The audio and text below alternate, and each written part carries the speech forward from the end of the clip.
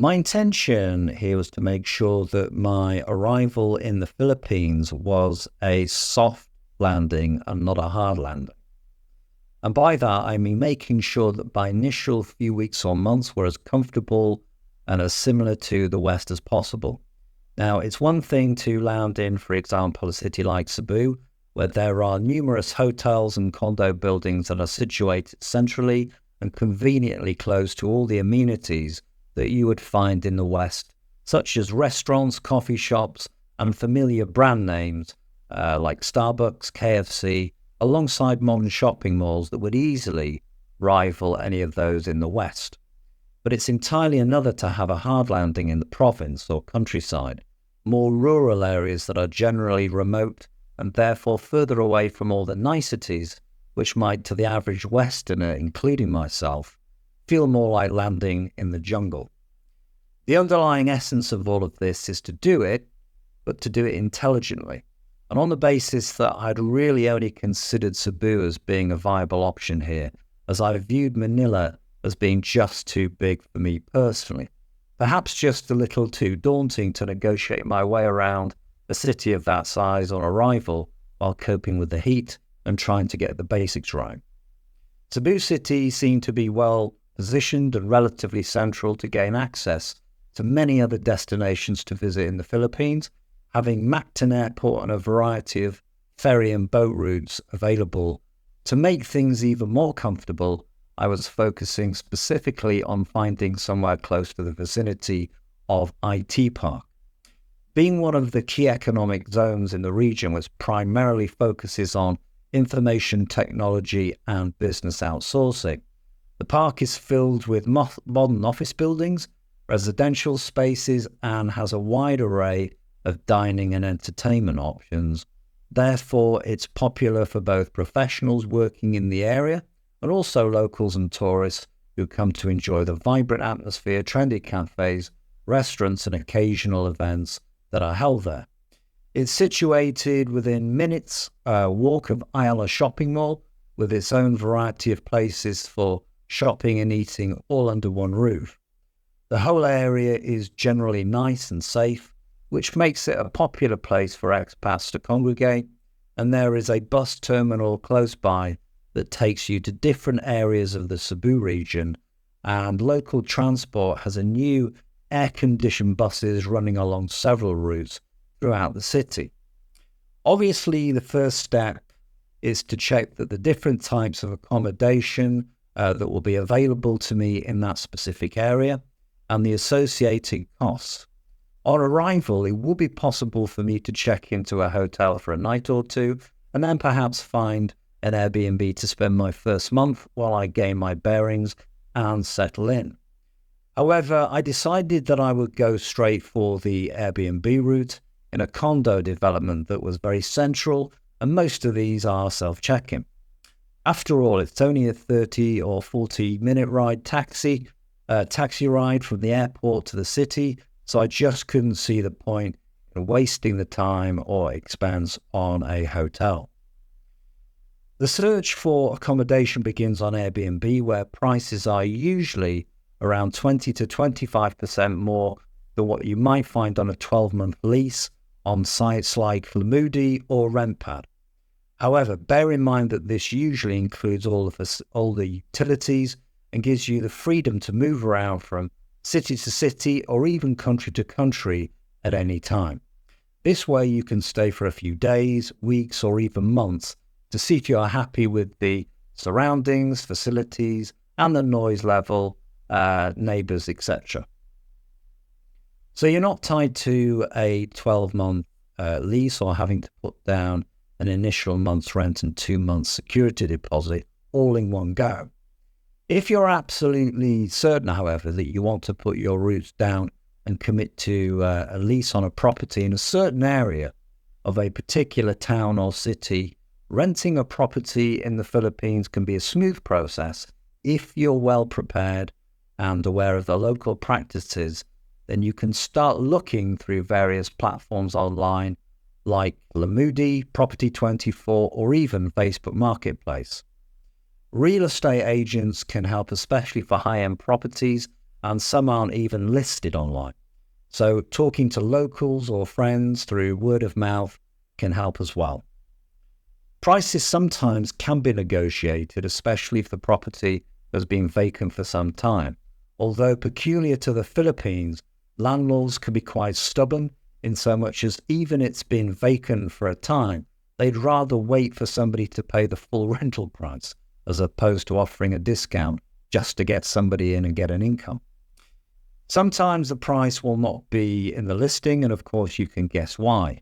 If you're a Westerner, it's an obvious that higher prices might be given to you than a native. When you're looking around any property, there are certain things you need to check, such as is the water pressure reasonable? Does the air conditioning actually work? Are there furnishings and electrics? And if there are they in good order and do they work, such as fridge, freezers, TVs, etc.? Once you agree a price, a lease is drafted, and standardized agreements in the Philippines typically include the rent duration, which is usually 6 to 12 months, maybe with options to renew. It's at this point that you may now want to start considering notarized leases, where there is an official notation and documentation showing any exchange in the transaction, such as deposits or advance rent before moving.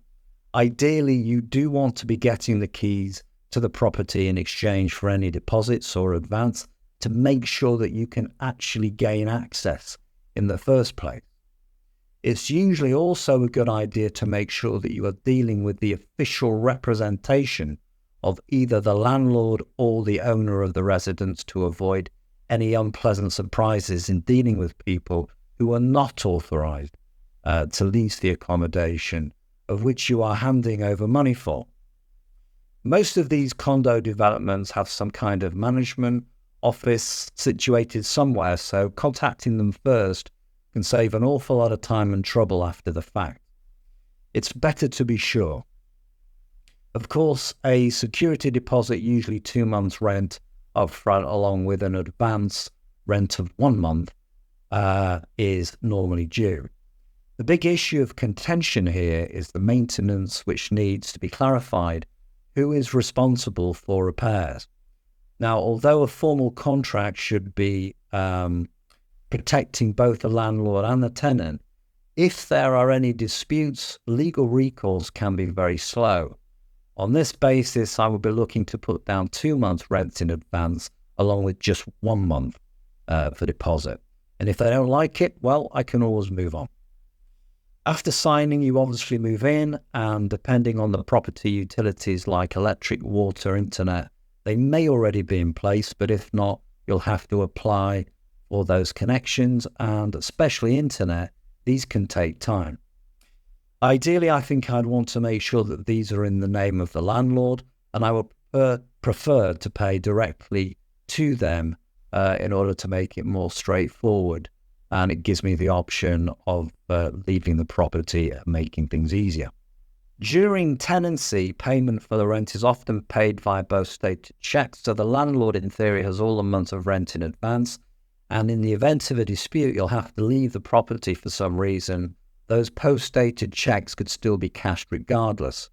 In order to write post-dated checks, of course, you'd need a bank account in the Philippines. That is not always possible.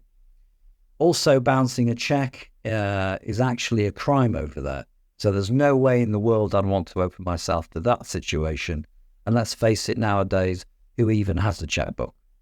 So it's either bank transfers directly into the landlord's account on a monthly basis or cash, which will be highly unadvisable. The key here is to find a particular residence, for example, a condo tower that meets your requirements, one that you can feel comfortable with. Then you can ask around for details of what they have to offer for more longer-term leases. More often than not, you might find that there are a few of the owners of these condo units that will be leasing them out either because they're working abroad or purely as an investment for income. Now, I've been regularly keeping a very close eye on what was available at certain prices over the last couple of years. In most of the main condo developments, so I knew that if anything exceptional came along that was extra value for money, I'd recognize it straight away. Condo units are generally quite small in the Philippines, especially in the city. For some reason, they usually range in between 18 and 25 square meters, and you could expect to pay around £450 or $580.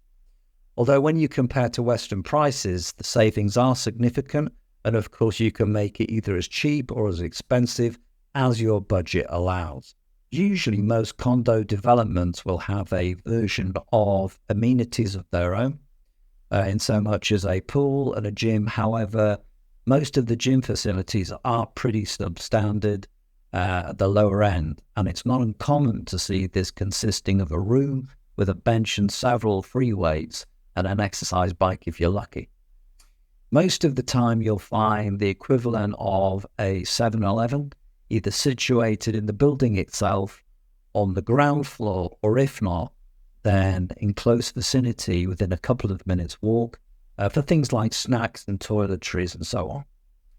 Anyway, I now have a very clear idea of what's available to me in my price range, and there are literally hundreds to choose from and can be reserved at the click of a button whenever I'm ready.